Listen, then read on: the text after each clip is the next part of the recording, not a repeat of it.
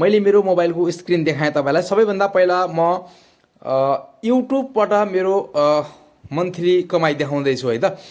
धेरै चाहिँ होइन है, तैपनि जति छ त्यति नै देखाउँछु म। मैले यहाँनिर वाइटी स्टुडियोलाई खोलेँ। यो यहाँनिर राप्ती टिभीको ड्यासबोर्ड हेर्न सक्नुहुन्छ है। यो राप्ती टिभीको ड्यासबोर्ड हो र यहाँनिर मैले यो अन लेखेको ठाउँमा क्लिक गर्दैछु है। अनमा क्लिक गरेँ मैले। यहाँनिर अनमा क्लिक गरिसकेपछि हेर्न सक्नुहुन्छ यहाँनिर $103 भएको छ। $100 भइसकेपछि युट्युबले मन्थली पेमेन्ट पे गर्छ। मेरो $103 हुँदा पनि पे किन गरिरहेको छैन भने युट्युबले पेमेन्ट गर्ने तारिक भनेको 21 तारिकको है। कुनै पनि प्रत्येक महिनाको 21 तारिकको युट्युबले पेमेन्ट गर्छ। आज हो 20 तारिक, मैले तपाईँलाई यहाँनिर देखाउँदैछु मार्च 20 है। त्यस कारणले आज 20 तारिकको मैले यो हेर्दैछु र अब मेरो भोलि 21 तारिकको चाहिँ $103.85 मेरो खातामा पे गर्छ। यो मेरो एउटा एकाउन्ट भयो। त्यसपछि अब मैले यहाँनिर यो नोटिफिकेसनको साइडमा यहाँनिर थिच्छु। यहाँनिर मैले अर्को मेरो एकाउन्टलाई स्विच गर्छु। अर्को एकाउन्टले कति कमाएको छ त मैले यहाँनिर स्विच एकाउन्टमा क्लिक गर्छु है। पहिला अहिले राप्ती टिभी छ, मैले स्विच एकाउन्ट गर्छु। अर्को युट्युब च्यानल मेरो यहाँनिर धेरै छन् युट्युब च्यानल। मैले A to Z यहाँनिर मनोज जानकारी भन्ने छ। अर्को मैले A to Z टेक्नोलोजी भन्नेलाई मैले क्लिक गरेँ। यहाँनिर यसको कति भएको छ त अर्निङ। अब यसको मैले यहाँनिर यसको पनि अर्नमा जान्छु। अब यहाँनिर हेर्न सक्नुहुन्छ यसको अर्निङ कति भएको छ, $35.87 यसको अर्न भएको छ। यसको $100 पुगेपछि फेरि पेमेन्ट हुन्छ है। यो पेमेन्ट लगिरहेको हुन्छु, तर यो चाहिँ अहिले 100 कम्प्लिट भएको छैन।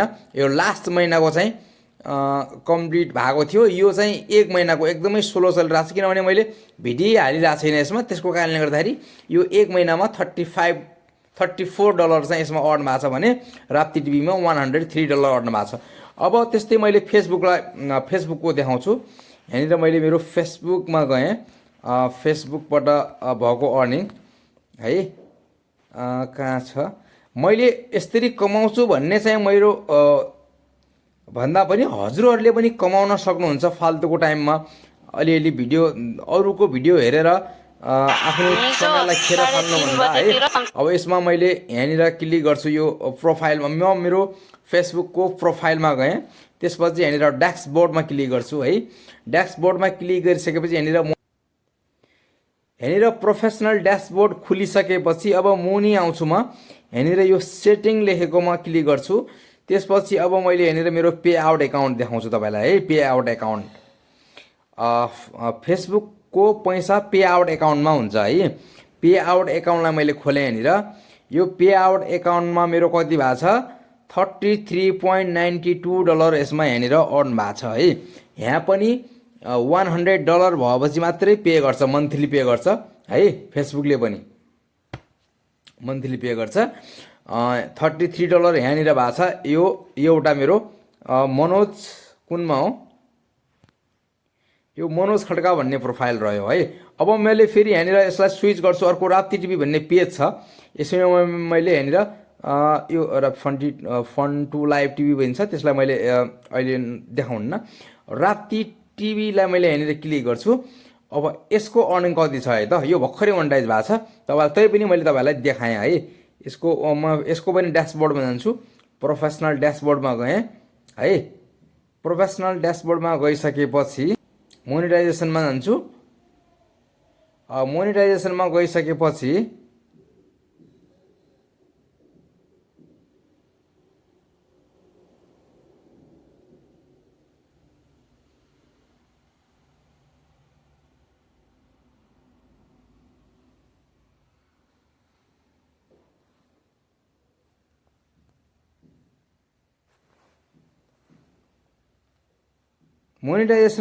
हेर्न सक्नुहुन्छ यहाँनिर $0.3 भएको छ, किनभने यो भर्खरै सुरु भएको छ। यो मोनेटाइज भएको छ है त, भर्खरै भएको छ।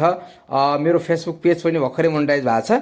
र प्रोफाइलमा चाहिँ प्रोफाइलको अर्निङ देखाएँ मैले। मेरो दुईवटा युट्युब च्यानलको देखाएँ है। मेरो दुईवटा, एउटा फेसबुक प्रोफाइलको देखाएँ, यो मेरो पेज पनि मोनिटाइज भर्खर कन्टेन्ट मोनिटाइज हेर्न सक्नुहुन्छ। यस 0.1 यहाँनिर भर्खर मोनिटाइज भएको छ है त।